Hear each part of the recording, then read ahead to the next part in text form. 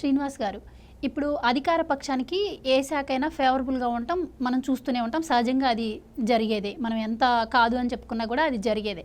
కానీ ఇక్కడ మొన్నటి వరకు ఎలక్షన్స్‌లో వాలంటీర్ వ్యవస్థను యూజ్ చేసుకుందాం అనుకుంది. కానీ ఈసీ అది కట్ చేసింది. ఇప్పుడు పోలీస్ శాఖ కానీ ఈసీ ఇది కట్ చేయలేని పరిస్థితి అంత తొందరగా 50 రోజుల్లో ఎలక్షన్స్ రాబోతున్నాయి.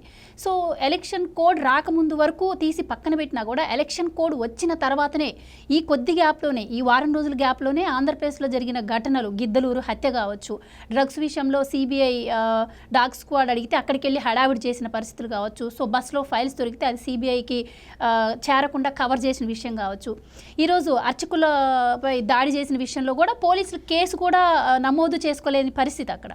ఇంకొక పక్క చూస్తే మాచర్లలో కారంపూడిలో వచ్చేసి నార్మల్ పర్సన్స్ని సిఐఏ ఆయనే బెదిరించడం. సో అసలు పోలీస్ శాఖ ఏంటంటారు? అసలు పోలీస్ శాఖ ఎక్కడికి పోతుందంటారు ఆంధ్రప్రదేశ్లో? అంటే ఒక ప్రధానమంత్రికే రక్షణ లేదు, మరి ఇక్కడ చూసుకుంటే లోకేష్ గారిని సోదాలు చేసిన పరిస్థితి, ఇంకా సామాన్య ప్రజల సంగతి ఏంటి? రేపు ఎలక్షన్స్లో మరి పోలీసులే అక్కడ కాపలా ఉండి ఎలక్షన్స్ నిర్వహించాల్సిన పరిస్థితి, మరి ఎలా జరగబోతాయంట అక్కడ ఎలక్షన్స్? కానీ సామాన్యుల పరిస్థితి కానీ ఏంటంటారు?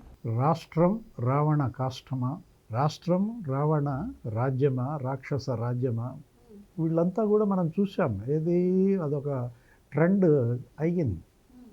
ట్యాగ్ లైన్స్ కూడా ఇప్పుడు 5 ఏళ్లలో ఇక్కడ రాష్ట్రం ఎలా రావణ కాష్టంగా మారింది అనేదే ఇప్పుడు ఇవన్నీ కూడా ఈ సంఘటనలు అన్నీ కూడా మనం చూసుకున్నట్లయితే, ఇప్పుడు కాకినాడలో శివాలయంలో అర్చకులపైన దాడి. ఇప్పుడు అర్చకులపైన దాడి అంటే మనం ఎన్ని దాడులు చేస్తే, ఎన్ని దౌర్జన్యాలు చేస్తే మీకంత గుర్తింపు, మీకంత గౌరవం, మీకంత పెద్ద పోస్టు.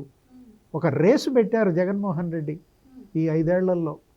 వైఎస్ఆర్ కాంగ్రెస్ పార్టీలో ఇప్పుడు పరుగు పందాలు మీకు తెలుసు అనుకుంటాను. ఒలింపిక్స్లో ఏది రిలే 4x100, 4x1000, ఆ పరుగు పందాల రేసులు ఎలాగో ఇట్లా దాడులు దౌర్జన్యాల్లో పోటీ పెట్టాడా?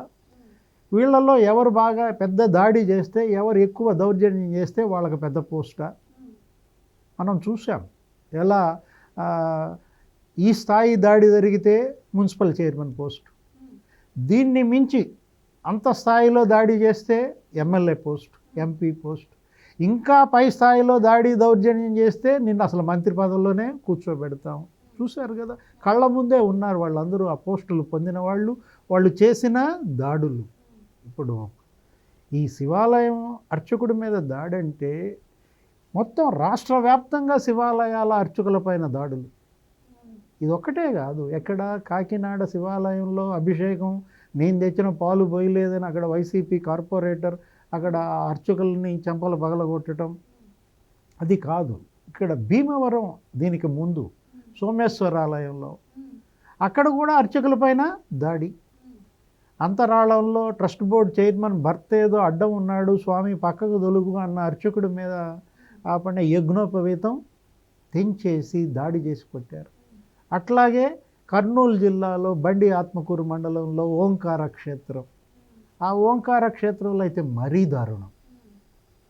ఏంటి అక్కడ కార్తీక పౌర్ణమి నాడు టికెట్లు రాత్రి 7:30-8 కూడా ఇస్తే భక్తులు విపరీతంగా ఉన్నారు, దర్శనం ఛాన్సల్ ఏమో అని అటెండర్ని ఏదో కోప్పడితే, అటెండర్ వెళ్ళి అర్చకులు నా మీద దాడి చేశారని చెబితే అక్కడ ఉన్న ట్రస్ట్ బోర్డు చైర్మన్ ప్రతాపరెడ్డి తన మనుషులను వేసుకొచ్చి ఓంకార క్షేత్రం అర్చకులని చర్నాకోళ్లతో కర్రలతో కొట్టారు.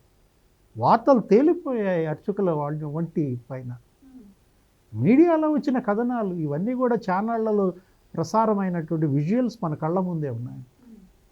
శివాలయాలపైన అర్చకులపైన దాడులు కాదు, వైష్ణవాలయాలపైన అయితే ఇక ఏకంగా నీకు హింస, ఇక విధ్వంసాలే. సింహాచలం దగ్గర నుంచి నువ్వు చూసుకున్నట్లయితే రామతీర్థంలో రాముడి తలే తీసేశారు కదా, అంతర్వేదిలో ఇంకా నీకు రథమే తగలబెట్టారు. అసలు వైష్ణవాలయాలలో భూములకు రక్షణ ఎక్కడుంది? తిరుపతిలో హతీరాంజీ మఠం భూములు 100 ఎకరాలు వైఎస్ఆర్ కాంగ్రెస్ పార్టీ నాయకుల కబ్జాల్లో రియల్ ఎస్టేట్ వెంచర్లు వేసి విల్లాలు కట్టి అమ్ముతున్నారు. దీనికోసమా ఆ మఠం భూములు ఇన్నాళ్ళు కాపాడింది? సత్రాల భూములు కబ్జా చేసేవాడు మంత్రి, దేవాదాయ శాఖ మంత్రి, సివిల్ కాంట్రాక్టులు చేసుకుని ప్రాజెక్టుల వర్కులు కాంట్రాక్ట్ చేసుకుని వేల కోట్లు సంపాదించేవాడు పంచాయతీరాజు మంత్రి. ఈ విధంగా ఎవరు వాళ్ళకి ఇచ్చే పోర్ట్ఫోలియోలు కూడా వాళ్ళు చేసే దాడులను బట్టి, వాళ్ళు చేసే దోపిడీని బట్టి పంచుకుంటూ వచ్చాడు మన జగన్మోహన్ రెడ్డి ముఖ్యమంత్రి గారు. మీరు అన్నట్టు అంతర్వేది ఘటన జరిగినప్పుడు కూడా సిబిఐ ఎంక్వైరీ అన్నారు, టీడీపీ వాళ్ళే ఈ పని చేశారన్నారు, కానీ ఇంతవరకు అది ముందుకు కదిలిందే లేదు. అంటే ఈ ఆస్తులు కాపాడిన వాళ్ళు, ఈ ఆస్తులు విరాళాలు ఇచ్చినటువంటి వారు వేల ఎకరాలు విరాళాలు ఇచ్చిన గజపతి రాజులనేమో అవమానిస్తారు. నీకు అశోక్ గజపతి రాజు గారి ఉదంతమే మనం తీసుకున్నట్లయితే ఈ 5 ఏళ్లలో ఆయన ఎన్ని అవమానాలు పడ్డాడు. ఏంటి ఆయన చేసిన నేరం? వేల ఎకరాలు ఆయన తండ్రి ఇక్కడ హైందవ ధర్మం కోసం విరాళం ఇవ్వటమా, ఇక్కడ పేద విద్యార్థుల యొక్క విద్యా బుద్ధుల కోసం విరాళం ఇవ్వడమా ఆ కుటుంబం చేసిన నేరం? సింహాచలం ట్రస్ట్ బోర్డులో ముఖ్యమంత్రికి జోక్యం ఏంటి? విజయసాయిరెడ్డికి జోక్యం ఏంటి? అక్కడ మాన్సాస్ ట్రస్ట్ని ఎన్ని ఇబ్బందులు పెట్టారు. ఇప్పుడు అక్కడే కాదు, ఇక్కడ ఈ హతీరామ్ మఠంజీ భూములే కాదు, మొత్తం మీకు అన్ని సత్రాల భూములు కబ్జా చేసేశారు, ఆక్రమణలు చేశారు. ఈ 5 ఏళ్లలో దేవాదాయ శాఖ భూములు ఎన్ని అన్యాక్రాంతమయ్యాయి. అర్చకులకి ప్రాణాలకు రక్షణ లేదు, దేవుడి ఆస్తులకు భద్రత లేదు. రాక్షస రాజ్యం, రావణ కాష్టం అన్నది వీటన్నిటిని దృష్టిలో పెట్టుకునే పోలీస్ ఏం చేస్తుందంటావు? నువ్వే చెప్పావు కదా, కారంపూడి ఇన్స్పెక్టర్ ఏం చేశాడు, అక్కడ ఎవరో టీ కొట్టు దగ్గర టీ తాగుతుంటే పిస్టల్ పెట్టేసి కాల్ చేస్తా, స్టేషన్కి రా, నీ మీద రౌడీ షీట్ ఉంది. ఈ బెదిరింపులా? ఇప్పుడు వీళ్ళు రక్షక భటులా, భక్షక భటులా? మీరు ఒక పార్టీ రక్షక భటులా? మీకు సమాన న్యాయం కదా చేయాల్సింది. అన్ని ప్రతిపక్షాలకి మీరు ఎలా ఉన్నారో అధికార పార్టీని అలాగే చూడాలి. పోలీసింగ్ ఒకప్పుడు ఆంధ్రప్రదేశ్ పోలీసింగ్ దేశానికే తలమానికం. ఇతర రాష్ట్రాల్లో కూడా ఈ పోలీసు వెళ్ళి అక్కడ విపత్తుల్లో బాధితులను ఆదుకున్నారు. ఒరిస్సాలో ఏపీ పోలీస్ అప్పట్లో దేశంలోనే గొప్పదని పేరు తెచ్చుకున్నటువంటి 70 ఏళ్ల చరిత్ర ఉన్నటువంటి ఆంధ్రప్రదేశ్ పోలీస్ ఇలా ఎందుకు బయాస్డ్గా వ్యవహరిస్తోంది? ఇంత అప్రదిష్ట ఎందుకు మూట కట్టుకుంటోంది?